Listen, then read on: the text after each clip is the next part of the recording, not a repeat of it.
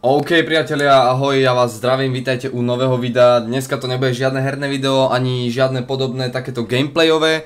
Bude to kecacie video. A prečo to bude kecacie video? Už jeden čas som urobil video o Fetim, o tom, že mi vlastne ukázal formou tých jeho streamov a to, že ho to baví, že proste dá sa fungovať, len za tým človek musí fakt naozaj akože chcieť ísť. No a ide o to, že nedávno vykvitla na Facebooku, na YouTube vykvitla v podstate nová dráma Fety a Sára, hej, všetci sme to videli, všetci sme to počuli, ale o čo mne ide? Predom hovorím, upozorňujem, je dosť možné, že sa tu budú zobrazovať vulgarizmy, je dosť možné, že sa tu budú zobrazovať iné veci. Takže chcem na to iba upozorniť, keby sa náhodou nejaký človečik rozhodol na základe nejakých takýchto dementných pripomienok v podstate dať akoby nahlásiť toto video, tak bohužiaľ stejne ho nestiahnem. Takže tak, môžeme sa na to vrhnúť. O čom je reč? Je reč o tom, že Fety ako taký človek, jasné, nemusí byť dokonalý, hej, predsa len tie streamovanie a tieto veci už mu mohli preliesť cez mozog, predsa len robí to pravidelne, robí to dlho, hej. Tí ľudia, má tam aj dementov v čete, má tam aj normálnych ľudí, hej, má tam svoju fanbase, ale aj hejtri mu tam proste chodia, je jasné, že toto človeku proste do hlavy akoby vpadne a že z toho proste niekedy nemá dobré pocity a tak. Každopádne, o čom je reč? Fety ako taký človek, čo vidíte na streamoch, vidíte ho z videí, vidíte ho hentak a hentak, je určite iba jedna časť z neho, hej, nikto z nás v podstate, kto s ním nebol osobne, nemôže vedieť, ako ten človek proste reaguje, ale podľa môjho názoru podľa mňa sa chová úplne normálne, aspoň si to myslím, hej, chová sa úplne normálne a chová sa hlavne slušnejšie ako na streamoch, hej, on to veľakrát už vravel vo videách, že proste je to show pre ľudí a on keby chcel, tak nemusí vystupovať tak, ako vystupuje. Každopádne, my sa vrhneme do inej časti tohoto videa. To je na moju obranu pre Fetyho. Prečo pre Fetyho? Pretože ten človek mi hodne pomohol tým jeho motivačnými preslovmi, dosť mi to dodalo silu proste, či už v reálnom živote, či už na YouTube, alebo takto, že proste naozaj sa snažím a chcem niečo tam dosiahnuť, aj keď tie výsledky niekedy nevypadajú, aj keď sa to niekedy nehýbe, neskúsim to vzdať a hlavne som vďačný hlavne jemu a predovšetkým ľuďom, ktorí mi v podstate nejakou formou tie videá podporujú, či už je to like, alebo to je kľudne aj dislike, v podstate aj to je určitý druh podpory, ale aby som to neobkecaval, tak vrhneme sa na tú po najpodstatnejšiu časť z celého tohoto môjho komentu a to je vlastne ako to medzi nimi dopadlo, takže si myslím, že není čas zdržavať a ideme na to. Chcete vyjádření v největším afektu? Chcete, abych se k tomu vyjádřil v afektu, protože už jsem to udělal já, už jsem to sem dostal já, počkám, až si toho všimne Sára, ať se k tomu klidně může live vyjádřit, protože my už se spolu osobně nikdy nesetkáme. Bohužel, už se asi nikdy nesetkáme osobně, proto vám to nebudeme moct říct osobně. A potřebuji, aby to věděla, že streamuju, potřebuji, aby to věděla, vypni tam ten Snapchat. Je super, že já jsem věděla, že ten stream skončí takhle. Fakt. Proto jsem tak nad věcí. Jak ste mohli počuť, tak slečinka je nad vecou. Čo to znamená, že je nad vecou? Všetci dobre viete, Fety Pilov, keď začal streamovať ešte z Třebíče, alebo odkiaľ to bol, z Třebíče, tak žiadna Sára Holanová ako osoba, alebo osobnosť nikdy nebola slávna, nikdy sa nepreslavila, vďaka nej to nefungoval Fety. Vďaka nej určite nie. Ide o to, že ona, hej, keď sa nad tým tak zamyslím, tak v podstate ona sa mu vozila po chrbte, keď sa nad tým tak zamyslíte logicky, hej. Keď vám to zhrnem dokopy, jak to asi tak môže vypadať? Oni sú spolu 2 roky a ona ho opustí. Hej, za tie 2 roky sa Fety preslavil úplne brutálnym spôsobom, čiže ona môže ďakovať len jemu, že vôbec niekto ju na tom internete proste sleduje a to je niektoré bullshit videá, fakt jako. Nejseš vôbec nad věcí, jenom tu hraješ. Já se chci přiznat. Co chci udělat, protože ona to neudělá. Já se chci přiznat tady oficiálně, co jsem v našem vztahu posral. To je jediný, co chci udělat teď. Nechci mluvit o ní, chci se přiznat před všema lidma, co tady jsou, co jsem v tom vztahu udělal špatnýho. Berte to jako takovou zpověď a fanouškům, kteří si to zaslouží vědět a zbytek je na vás. Jediný, co chci udělat, je se přiznat. Hrozně mě mrzí, že jsem v našem vztahu nedokázal zhubnout, když to Sára chtěla. Byly chvíle, kdy plakala a říkala, že chce, abych zhubnul, že se o mě bojí. Neudělal jsem to.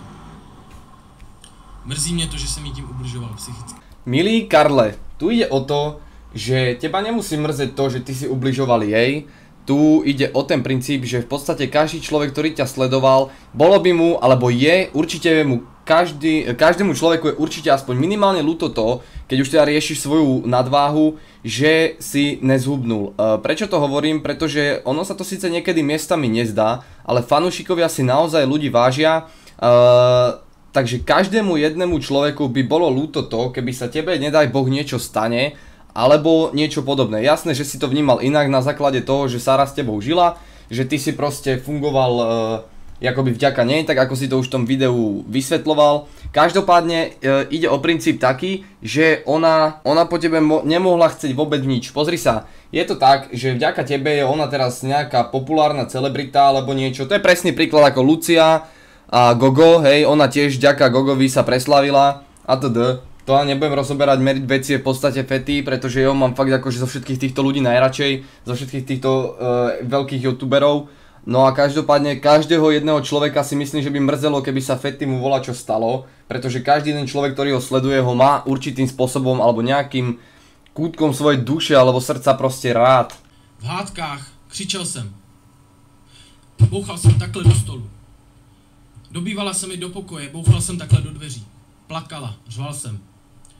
Řval jsem z emocí a řval jsem hoši z lásky. A vždycky ona říkala, že ona je ta, co miluje vždycky stejně. Hoši, brečel jsem na kolenách v ten den rozchodu. Jako troska. Všichni mý kamarádi mi řekli, že jsem se snížil jako sračka. Teď se usmívá, přišel jí donejt se sádelníkem a ona se usmívá jako štětka. Žila se mnou 2 roky. Konečně si opustila toho sádelníka a teď se poklonila týpkovi, co řekl, že jsem sádelník.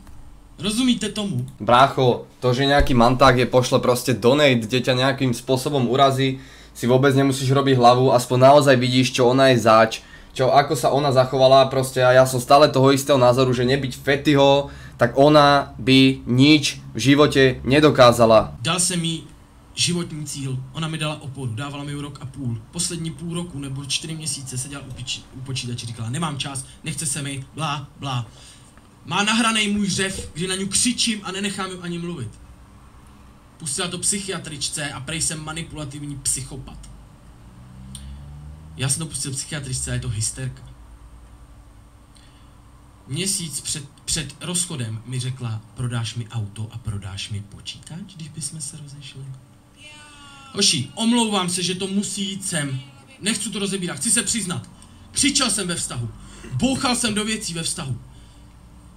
Řval jsem nad ní, když plakala. Ale proto, že jsem ju neskutečně miloval a dal bych za ní život. Kdykoliv bych za ní dal život. Miloval jsem ju vždycky nejvíc v našem vztahu. Je nejtěžší lidi se dívat teď na holku, kterou jsem miloval, která mi ukázala moji první lásku, borci. Jak se teď chová. Hlavně, když má vedle sebe člověka, která je její opora, její kamarádka Denisa, která jí leze tak do prdele. Tu by som Fetyho už stopol, pretože každý z nás v živote zažil to, alebo poväčšina z nás určite zažila to, že nejaká kamarátka vašej priateľke nakecala buliky do hlavy, hovná, pičoviny o tom, že vy ste ten zlý a ona ako vaša priateľka uverila jej. Na základe toho ste sa rozišli a na základe toho potom vyplynula aj taká situácia, že ona sa potom, tá vaša bývalá priateľka, chcela ku vám vrátiť a vy ste už potom nechceli, pretože ste presne vedeli o tom, že sa táto situácia môže zopakovať znova. Hej, to znamená, že takéto fejkové informácie každá jedna ženská podľa mňa takúto kamarátku mala, každý jeden chlapec alebo chalan, ktorý už nejaký vzťah za sebou mal, tak si tým určite prešiel. Prečo hovorím, že stopneme u Fetyho? Pretože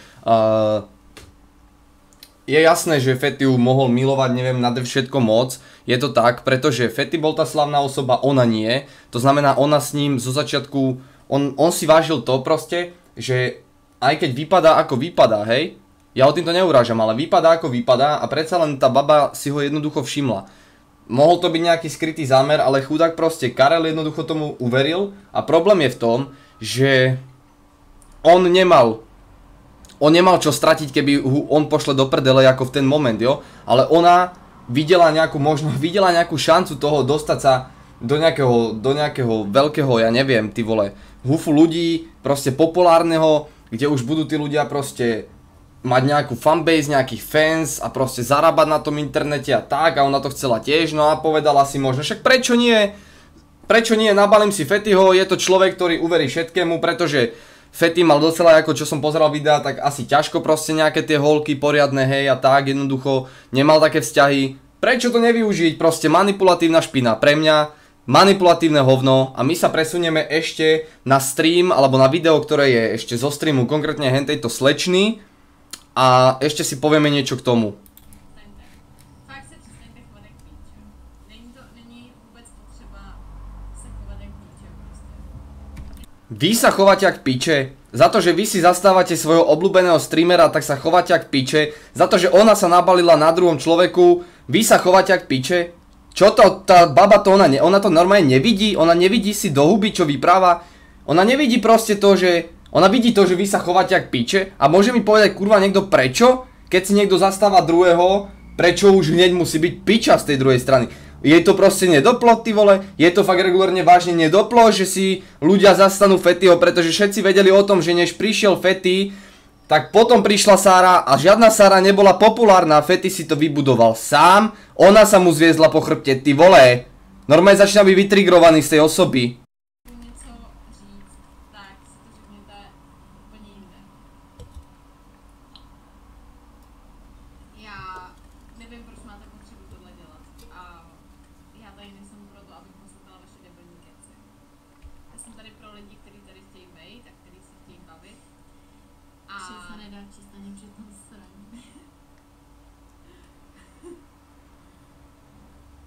velká a sprostá. Bohužel už to tak je. Slyšeli jste? Ano, kapse jsem se nahrabala hodně. Určitě. Ty vole, kežby. To se dala blbá. Budou promluvit. Slečna príde vtipné, keď jej niekto napísal proste komentár na streame, že kapsy si nahrabala určite.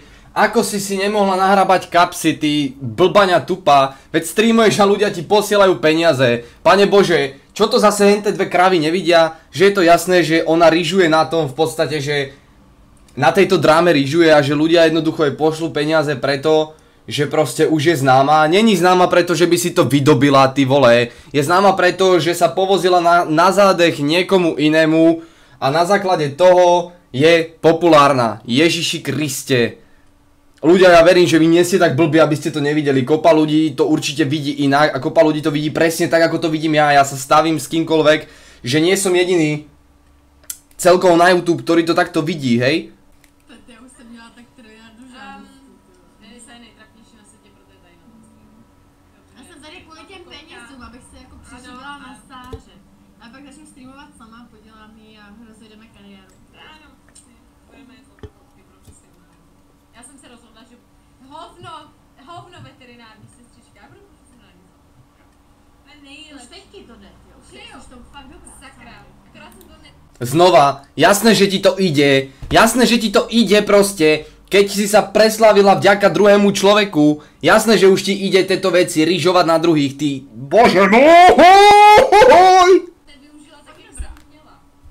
Víš, to byla chyba, já jsem se s chybou poučila a teď už vyždím všechny. A vás hlavně.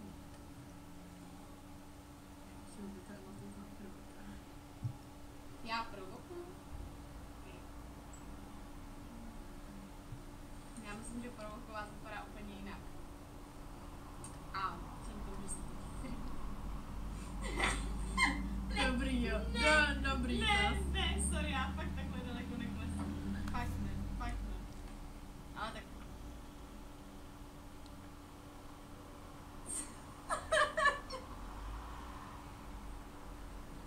Bože, Sáro, a dost. Teď si vás koupím všechny, jo. Ne, vy... No. Čo k tomuto dodať? Proste chudák Fetty. Hej? Úprimne vám hovorím, ja ho nepoznám osobne. Neviem, aký je to chalan, ale toto by si nezaslúžil ani môj najhorší kamarát. Na môjmu najhoršiemu kamarátovi by som to neprijal. Takúto skurvenú, vypičenú pretvárku s nejakou ďalšou pičou na streame, ty vole. Proste toto by som fakt nikomu neprijal. Nikdy, pretože proste úplne si to viem predstaviť, jak ten človek, ktorý je jej bývalý, hej, v tomto prípade Karel, musí trpieť, keď to vidí. Chápeš? Musí proste trpieť, keď to vidí. Hovorím, keby on mal viacej vzťahov za sebou, dobre, nepiem ani pol slova, hej. Ale sám vravel, že toto bol jeho prvý takýto veľký, vážny vzťah. A ja si myslím, že si to nezaslúžil. Hovorím, nikomu by som toto neprijal. Nikdy by som neprijal takúto smolu a takýto smutok nikomu, pretože to je fakt odporné, čo ona dokázala urobiť. Týmto to uzavriem. Hovorím, ja som na strane Fettyho, kľudne Sariny títo fanúšikovia, kľudne sa do mňa pustíte, mi to úplne jedno.